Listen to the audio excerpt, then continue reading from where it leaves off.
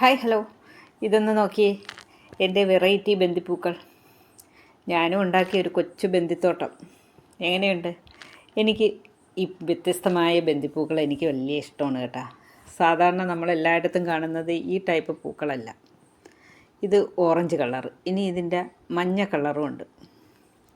കാണാൻ നല്ല ഭംഗിയാണ് ഈ പൂക്കൾ നിറച്ച് വിരിഞ്ഞിരിക്കുന്നത്. ഓണത്തിനായിട്ട് വെച്ച് പിടിപ്പിച്ചതാണ് ഈ തൈകൾ.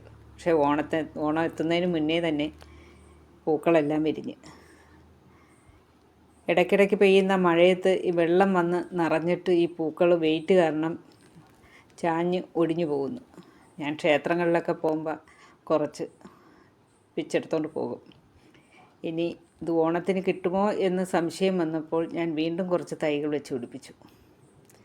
നമുക്ക് കാത്തിരിക്കാം അന്നത്തേക്ക് ഇതിലും പൂവിടുമോ എന്ന്. Thank you.